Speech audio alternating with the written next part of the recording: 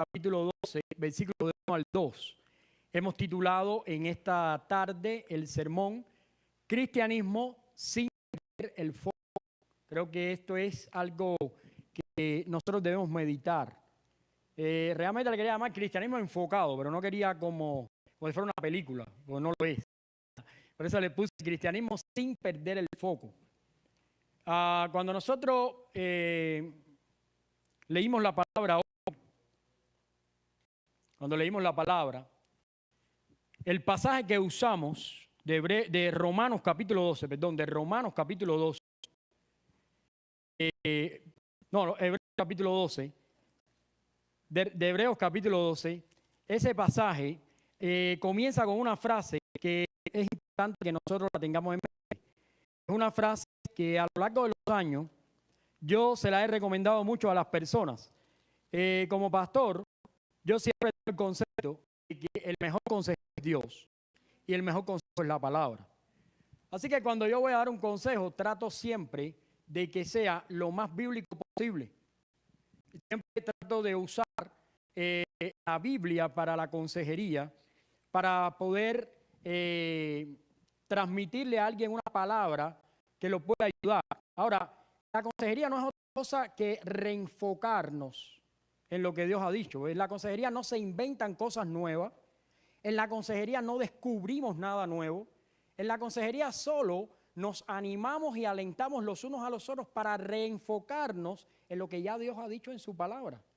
Por eso nosotros particularmente entendemos que la Biblia es suficiente para entender el camino de Dios y tratar con la persona del hombre, del ser humano. Así que cuando hablamos de Hebreos capítulo 12, hay un versículo que yo siempre recomiendo una y otra vez y lo repaso en mi mente una y otra vez y lo he enseñado por años a mis hijos y lo he hablado con mi esposa por años y en ocasiones he dicho en mi familia, es necesario aplicar esto porque estamos perdiendo el foco. Y el versículo es, puesto los ojos en Jesús, el autor y el consumador de la fe. ¿Y por qué para mí es importante esto? Para mí es importante porque yo me doy cuenta que así como cuando manejamos un auto, mantener la atención en la carretera es muy importante. No sé si te ha pasado, pero tú vienes manejando, miras por el retrovisor, no viene nada. Te distraes un minuto y cuando vas a salir, ya hay un carro ahí. Tienes que volver a entrar y retomar la atención. De esa misma forma, ocurre en la vida cristiana cuando no prestamos total atención a la persona de Cristo. El diablo sabe que no te puede robar la salvación, no te puede robar la fe. El diablo sabe que tú sabes que la Biblia es la palabra de Dios y que no cambia. Pero él puede robarte el foco de poner tus ojos en Jesús. Y cuando nosotros no estamos enfocados, generalmente ocurren un par de cosas. O tomamos un camino equivocado pensando que vamos a Dios, o caemos en un problema de no avanzar, de estancamiento. ¿Por qué? Porque nuestra mirada se desenfoca tanto que la meta final, que es la unión con Cristo en la eternidad, se comienza a nublar. Y comenzamos a perder de vista que acá somos extranjeros y peregrinos, que vamos en camino a el encuentro con Dios en la eternidad. Y que lo más importante no está ocurriendo ahora. Lo más importante va a ocurrir después. Así que cuando perdemos el foco o cogemos un camino equivocado o nuestro caminar se hace lento, empezamos a tener pausas, empezamos a tener decrecimiento, desnutrición espiritual. Lo puedes traducir, por ejemplo, en falta de deseo de orar, de leer la Biblia, de estar en la iglesia, de reunirte con los cristianos. ¿Ves? Falta de todo eso. Y eso poco a poco va afectando tu vida de tal manera que perdemos el foco, perdemos el propósito y nuestro caminar se hace lento. Cada uno de nosotros tiene una carrera por delante y que tiene que correrla con paciencia. Y si la carrera no fuera difícil, no se necesitara paciencia. Porque una de las cosas que menos nosotros tenemos es paciencia. Hasta yo nunca he visto a nadie que diga, no, yo soy una paciencia brutal. No. Normalmente la gente no tiene paciencia. Y Dios obra en la paciencia de las personas, permitiendo ciertas situaciones que lejos de hacerte perder el foco, te tendrían que animar a reenfocarte. Así que el llamamiento hoy y además la invitación de hoy está en, imagínate que de pronto usas lente, pero poco a poco por el polvo del camino y por el tiempo que hace que no te lo quitas, se están nublando. La invitación hoy es, quita los lentes, vamos a limpiarlo con la palabra de Dios, nos volvemos a poner los lentes y veremos a Cristo de una mejor manera.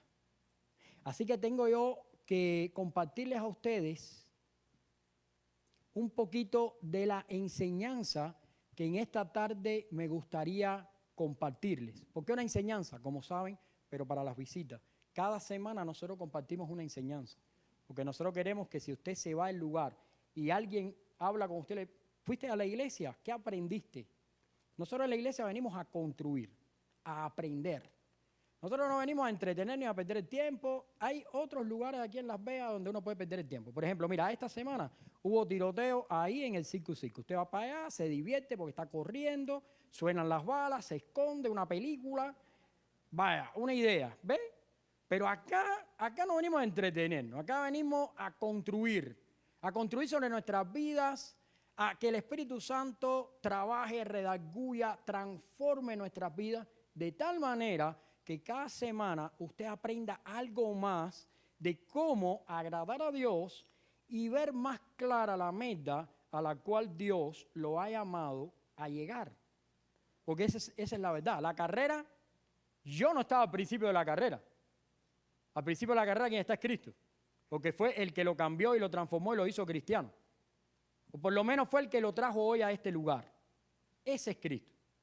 Segundo, al principio de la carrera, quien establece las condiciones para correr y las condiciones para llegar a Dios es Cristo.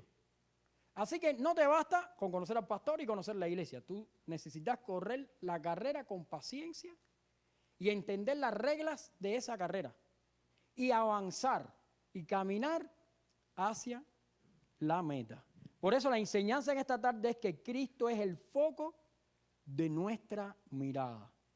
Cualquier otra cosa que esté delante de ti este día, que no te permita ver a Cristo al final de tu carrera, tiene que ser desechado, tiene que ser quitado. No es otra cosa que un estorbo. Puede brillar como el oro, puede tener un esplendor como una piedra preciosa, puede ser valorable como una madera exquisita, pero si te nubla la mirada y no te deja llegar a Cristo, es una piedra de tropiezo, no es otra cosa, es un desastre. Ahora, la pregunta en esta tarde, que yo quiero compartir con todos, ¿cómo lograr mantenerme enfocado? ¿Cómo lograr mantenerme enfocado? Porque hay una, gracias mi hermano, hay una realidad. O sea, la realidad es que muchas veces nosotros, a pesar de que tenemos a Dios, a pesar de que tenemos una iglesia, que tenemos la Biblia, a pesar de eso, avanzamos poco, caminamos lento. Inclusive, algunos vamos en camino equivocado de donde Dios nos está llamando. Entonces la pregunta es, ¿cómo mantenernos enfocados? 3 maneras de mantener nuestro foco en Cristo. Primero, el arrepentimiento liberador como una práctica constante. Eso es lo que la Biblia nos enseña en el versículo 1. Fíjense, vamos a ir ahí. Dice, por tanto nosotros también, teniendo en derredor nuestro, eso es Hebreos 12, versículo 1, tan grande nube de testigos, despojémonos de todo peso y del pecado que nos asedia y corramos con paciencia la carrera que tenemos por delante. Lo primero que nosotros tenemos que saber es que es el arrepentimiento algo esencial, es un reglamento inicial para emprender esta carrera. Lo primero que tengo que pensar, si el arrepentimiento lo entiendo. ¿Qué es el arrepentimiento? Cuando hablo de arrepentimiento en Cristo, estoy hablando de que antes de Cristo tú venías viviendo una vida donde tú regías tu camino, tú tenías tus propias metas, tú tenías tu propia opinión del avance de ese camino. Por ejemplo, a lo mejor tú viniste a este país y tu propósito era ser el presidente de este país. Pero un día te diste cuenta que tenías que haber nacido aquí. Y te quedaste medio, ¿ves? Hay quienes piensan y dicen, yo voy a ir por 10 años. Y después me voy a regresar con todo el dinero que gane y voy a vivir como un millonario en mi país. Y de esos conozco que ya llevan 70 años aquí. Porque temprano se dan cuenta que ni millonario, ni reunir tanto, ni regresarnos tampoco. Entonces, muchas veces, cuando nos ocurren estas cosas normales de la vida, no apreciamos que nosotros vivimos con un propósito superior a todo eso. Y que es bueno tener una prosperidad familiar y es bueno tener unas expectativas para la vida y querer ser una persona que conquiste cosas, eso es magnífico.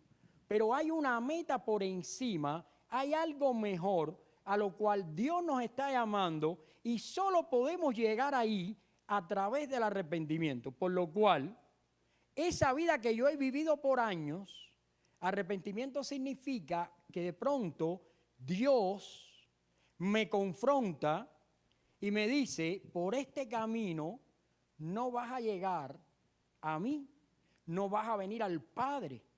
Tienes que venir a través de Jesús. Y eso nos ha ocurrido a casi todos y a muchos les ocurrirá todavía.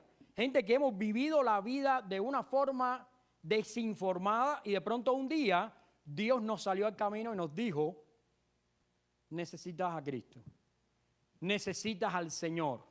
Y en ese momento tú te das cuenta, porque Dios lo pone en tu corazón y te concede el arrepentimiento, y te das cuenta que tu vida ha estado alejada de Dios y su palabra.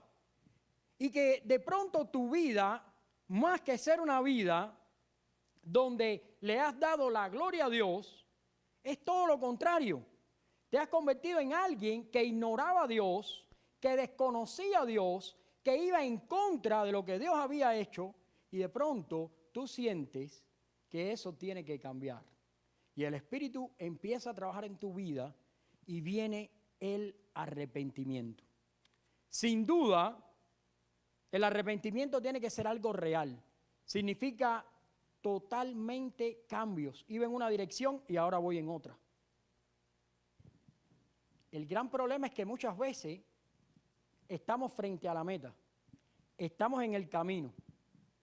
Por años, pero no hemos avanzado ni un paso porque desconocemos el arrepentimiento.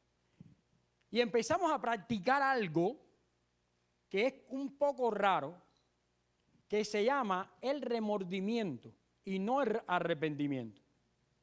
Y empezamos nosotros a querer justificarnos delante de Dios y empezamos a querer decirle a Dios que las cosas no han salido como Él esperaba por las imperfecciones que tenemos. y empezamos a usar ese pretexto y establecemos una relación de falso arrepentimiento con Dios. Y mira, eso lo venimos practicando desde niño. Si no, ponte a pensar, ¿cuántas veces has regañado a tu niño por lo mismo? ¿Y cuántas veces te ha dicho, no lo voy a hacer más? No lo voy a hacer más, algo que vengo repitiendo desde niño. Se lo he dicho, por ejemplo, a mi mamá. No lo voy a hacer más. Con el tiempo se lo he dicho a Maidita. No lo voy a hacer más. Yo sé que no te gusta, pero no lo voy a hacer más. Con el tiempo se lo he dicho a mis hijos. No, chicos, no cojas lucha, ya no lo voy a hacer más. Pero la pregunta es, si cada vez que yo me he arrepentido y he dado un paso atrás, ha sido sincero. Porque lo triste y lo incorrecto en este camino cristiano es que tú pierdas el foco, que tú no puedas ver tu meta claramente, porque tú no te has arrepentido verdaderamente. Y es mi arrepentimiento real algo que me tengo que preguntar. ¿Realmente soy una persona cristiana? ¿Es mi arrepentimiento delante de Dios real? Esta es una pregunta urgente, escribí acá. Entre los cristianos serios y honestos de hoy en día. La Biblia nos habla de las advertencias y las demandas de santidad para poder llegar a Dios. Lo primero que nos dice la Biblia, la fe sin una vida cambiada está muerta. Así que muchas veces presumimos de que somos cristianos, que amamos a Dios, que tenemos una iglesia, que por años hemos sido cristianos, pero nuestra vida sigue cometiendo los mismos errores, seguimos patinando. Y miren, a mí, una de las peores cosas que yo veo, a mí me gustan los animales. Y yo no soy una persona de esa de animalistas y todo eso que están atrás de las leyes. Porque una vez yo fui con la iglesia al zoológico ahí de California, no sé si se acuerdan cuando fuimos. El día que fuimos ahí había una manifestación de gente y todo el mundo estaba gritando porque dice que el elefante estaba triste. Y la gente decía, liberen el elefante. Y yo dije, bueno, no sé cómo será eso. El elefante estaba triste. Bueno, sí, era como liberen a Willy, liberen el elefante.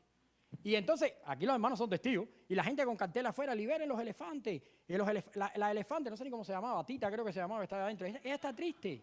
Decían, ella está triste, ella está triste. Bueno, al rato yo entré a ver a Tita, Tita no estaba nada triste. Cuando yo vi a Tita, mira, Tita estaba ahí, tenía agua, tenía su hábitat, le daban comida. Yo dije, oye, triste está la gente en Cuba.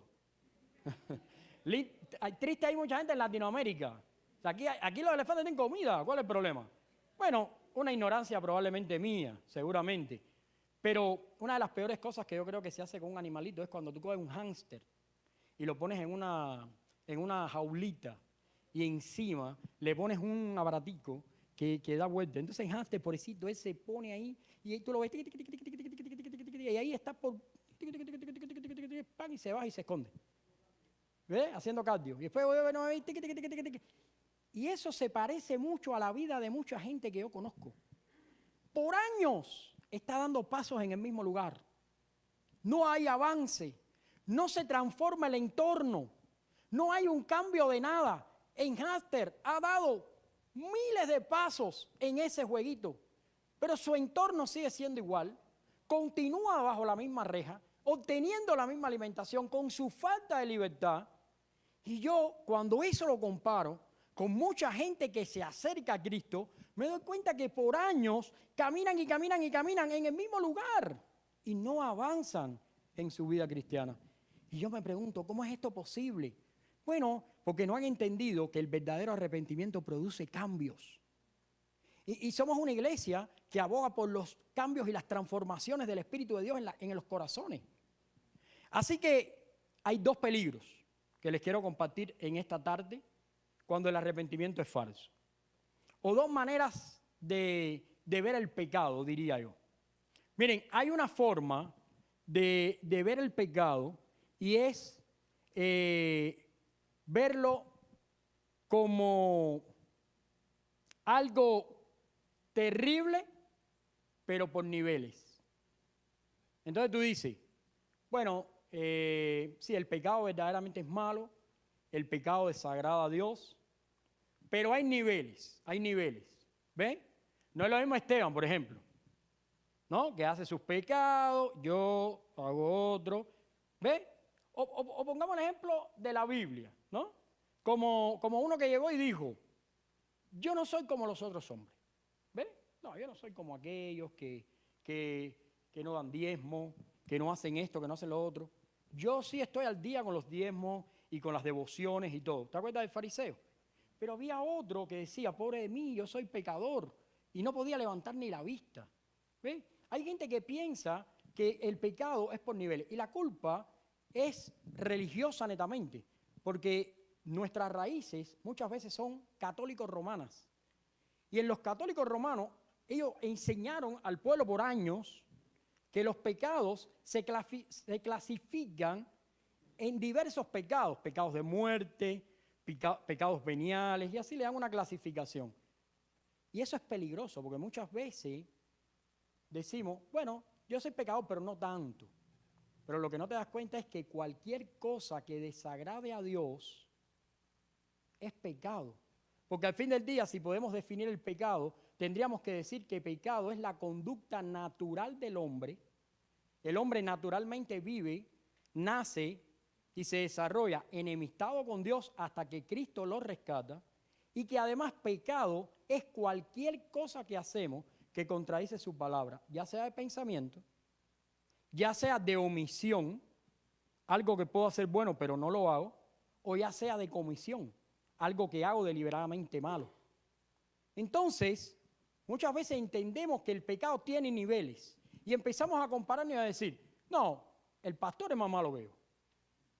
El pastor es más malo que yo. Porque mira, el pastor yo lo vi cuando miró a la esposa y la miró así como raro. Yo eso no lo hago.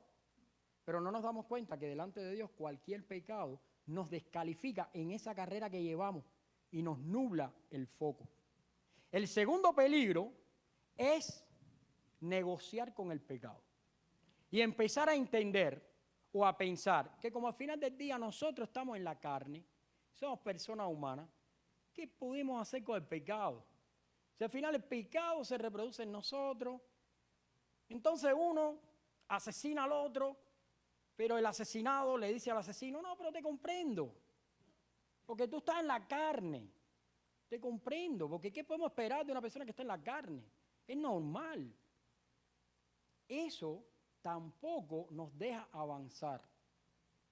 Somos pecadores, pero transformados por Cristo, santificados, de tal manera que nuestra vida debe estar en constante progreso hasta la meta. Le quiero leer rapidito algo que dice el pastor John Piper. John Piper dijo esto: en la medida en que tu confesión del pecado haga una especie de paz fatalista con la inevitabilidad del pecado, y en la medida que tu pecado caiga en la categoría de justificación, en ese grado deberías tener mucho cuidado, porque tu camino hacia la meta no es avanzado. Él dijo esto y creo que tiene toda la razón. En la medida que nos justifiquemos por nuestra naturaleza y en la medida que nosotros hagamos convenio con el pecado, no vamos a avanzar. Por eso, si hoy estamos estudiando cómo mantenernos enfocados en Cristo, lo primero, arrepentimiento liberador como una práctica constante. Así que, si hoy día el Espíritu Santo pone en tu corazón algo que has hecho que no le agrada a Dios, pídele perdón a Dios. Pídele perdón a Dios. Porque de esa manera va a haber una liberación en tu vida y esa práctica constante te va a mantener a velocidad hacia la meta. Porque cada vez que tu vida caiga en pecado, se obstruye el camino, se pierde el foco, se nubla la meta y ya no estamos viviendo la vida cristiana. Lo segundo que aprendí en el pasaje, y quiero que lo lean conmigo nuevamente, es algo interesante. Ahí está, vamos a poner el segundo, dice, mantente avanzando, practica las disciplinas espirituales. O sea, el pasaje me dice que tengo que mantenerme avanzando. Dice la palabra de Dios en Hebreos capítulo 12. Dice, despojémonos ¿de qué? De todo peso y del pecado que nos asedia. Mira, lo primero que te quiero decir, que acá la Biblia nos está haciendo un llamado a hacer algo basado en una nube de testigos que tenemos alrededor. La palabra testigo, que se menciona ahí en el capítulo 1, en el versículo 1 del capítulo 12, que dice, teniendo en derredor tan grande nube de testigos, esa palabra testigo significa mártires, gente que murió por la fe. O sea, teniendo una grande nube de testigos, teniendo una historia tan hermosa de gente que dio su vida por Cristo, entonces despójate de todo peso, despójate del pecado que además te asedia y continúa la carrera. Fíjate que lo interesante acá es que nunca dice que tú estás descalificado para avanzar. Aquí lo que dice es que aligeres tu carga. Aquí lo que dice es que a través del arrepentimiento empieces a lastrar todo lo que no te permite avanzar en la vida cristiana. La palabra despojarnos de todo peso, el llamado es a despojarnos de todo aquello que nos puede estorbar, que nos causa peso, que actúa en contra de nuestro correr. Cosas que hacen que tu avance sea más lento. Yo no soy profeta ni adivino, pero te voy a decir una cosa, si tú estás en este lugar, probablemente Dios te haya traído porque hay cosas que estorban tu avance. Si no, ya tú estuvieras con el Señor. Pero hay cosas que estorban tu avance. Yo no lo sé, pero tú lo sabes. Hay cosas que hay que dejar. Hay cosas que hay que abandonar. Hay malas palabras que hay que quitar de la boca, malos pensamientos que hay que dejar atrás, malas costumbres que no podemos practicar. Hay envidia, celos, contiendas, enemistades, odio, raíces de pecados, murmuración y una cantidad de cosas que hay que poner a un lado para poder avanzar con velocidad hasta la meta. Cualquiera de esas cosas se halla en tu corazón, no sé cuál de ellas, cualquiera de esas cosas traerá lentitud a tu caminar. Y yo no sé cómo ha sido tu vida pasada, no sé cuáles son las experiencias que estás teniendo, pero seguramente algunas cosas no te permiten avanzar con velocidad. Y te quiero hacerte un llamado a que hagas un ejercicio. Piensa en 5 personas que tú no puedes perdonar. 5 personas por algo que ha ocurrido en tu vida. En la niñez, en la juventud, en la adolescencia o ahora ya de mayor. A lo mejor hubo una persona que actuó en contra tuya en algún momento y se ha quedado una raíz. A lo mejor un papá que no se portó bien, hizo algo indebido. Una mamá que no estuvo a la altura de lo que tú esperabas. Un hermano que no te llama. Una hermana que te desprecia. Un amigo que te traicionó. Una familiar, compañero de trabajo o alguna cosa que no salió bien. Lo que te quiero decir es esto. Eso que ahora mismo estás teniendo en la mente no te deja avanzar. Se necesita resolver. Necesitamos ponerlo en Cristo. Necesitamos entregarlo a Dios. Necesitamos darle perdón a esas cosas y va a acelerar tu caminar. Va a acelerar tu avance hacia la meta. Eso es lo que la Biblia dice, que tenemos que despojarnos. Tenemos que empezar a dejar a un lado aquellas cosas que tú y yo sabemos que el Espíritu Santo quiere quitar de nuestras vidas. Una pregunta, ¿cómo andan las computadoras por la casa? ¿Cómo están los accesos a internet? ¿Cómo están las visitas a los sitios prohibidos? Cuidado, no te deja avanzar. Hay que tener mucho cuidado. Dice, despojémonos de todo pecado Esto puede ser una referencia a algo que hay en tu corazón, una incredulidad, un individuo, cualquiera de esas cosas te está evitando avanzar. Por eso, cuando la Biblia nos dice aquí, despójate, lo que nos está diciendo en otras palabras es, mantente avanzando, practicando las disciplinas espirituales. Quiero compartirte algunas de las disciplinas: la oración, el congregarte, la oración. Alguien que se pone... Katia, coge. Esta es una persona que nos está viendo por la red y ahora quiere conversar conmigo. Pero ni conozco quién es. Lo que pasa es que tenemos que entender y tenemos que ver que avanzar no es una opción. No se trata de que soy cristiano y me puedo quedar intacto de esta forma y Dios me va a llevar a la eternidad. No, la Biblia dice que todos los cristianos inevitablemente van a correr la carrera. Y aquellos que corren la carrera necesitan avanzar a velocidad.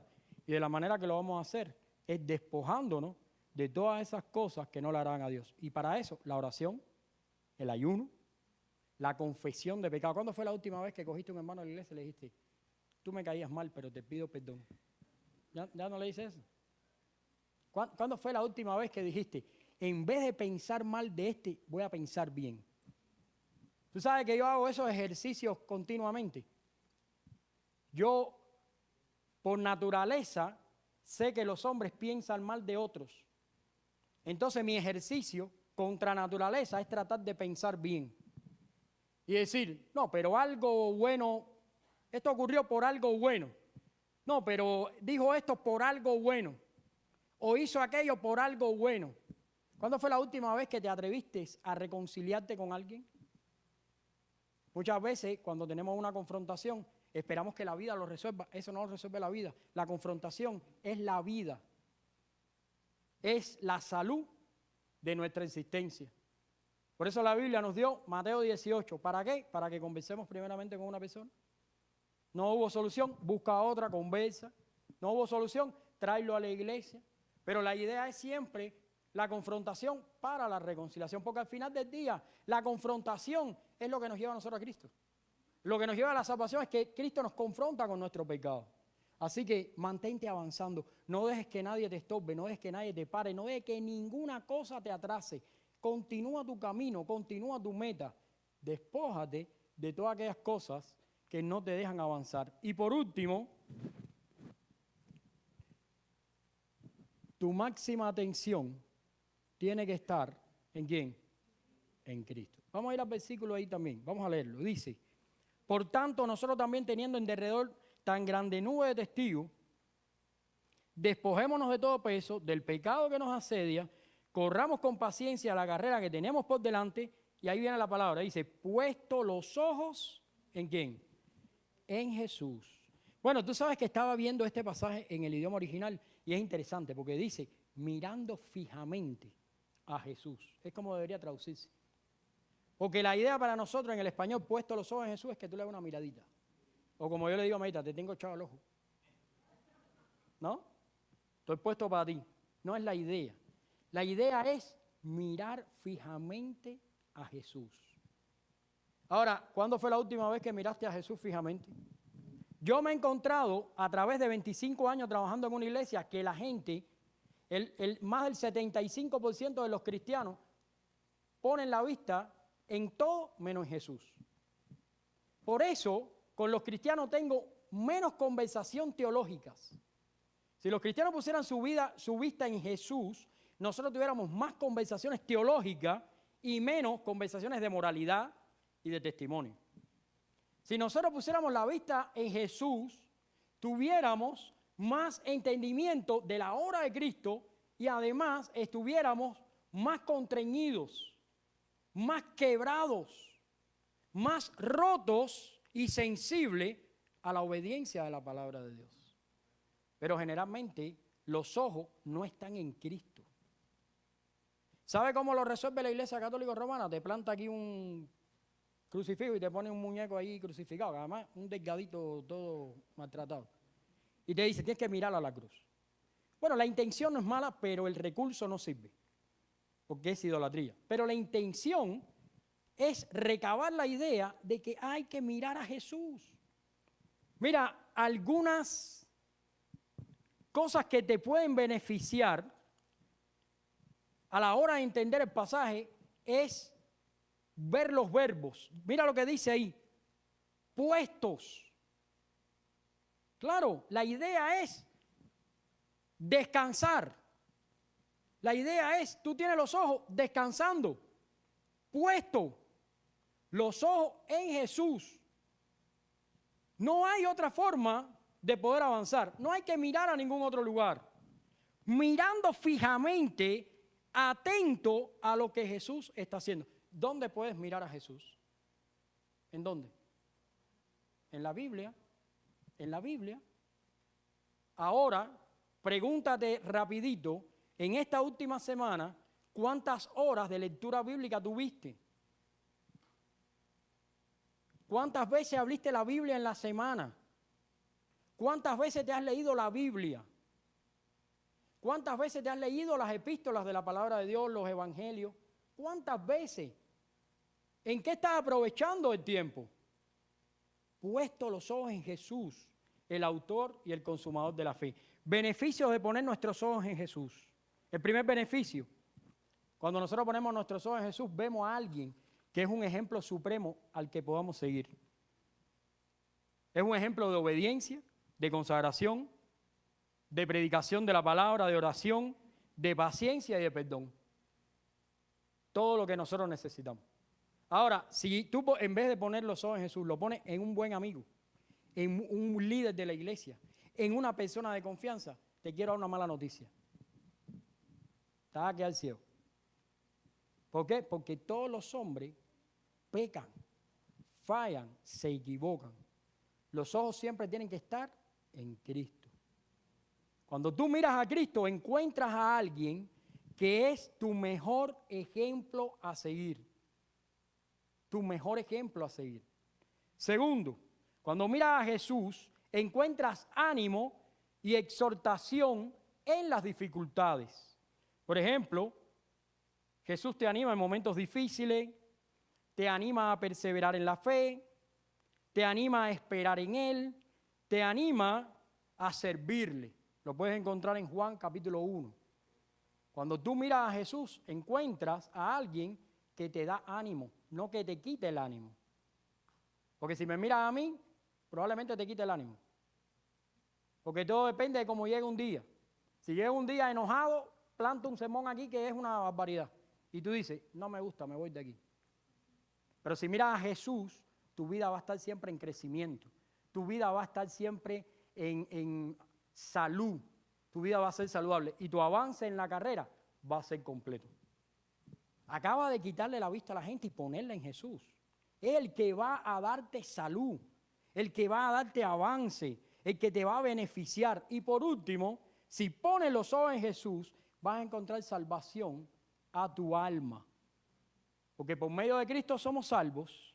Él es el único camino al Padre y en Él está la esperanza de vida eterna. No podemos lograr un avance si no es mirando a Jesús.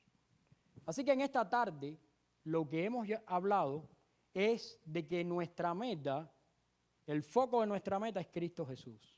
Y si tú te vas de este lugar y recuerdas que una y otra vez te hablamos acá de mirar a Cristo, de ir a la Biblia a mirar a Cristo, de quitar la vista de otras cosas, de que no esperes nada bueno de nadie, solo de Cristo, que no pienses en que hay nada bueno en ningún lugar, solo en Cristo. Si tú haces una transferencia de todo eso a Cristo y entiendes que tienes una carrera y que puedes avanzar mirando a Jesús, el propósito está cumplido. Si sales de este lugar y dices, bueno, este me gustó más, me gustó menos, no sé qué, perdimos el tiempo. No vinimos a eso acá, vinimos a encontrarnos con Jesús. Quiero concluir, que me quedan unos minutos para concluir. Dios está en la meta final con el premio en sus manos y está anhelando entregárnoslo.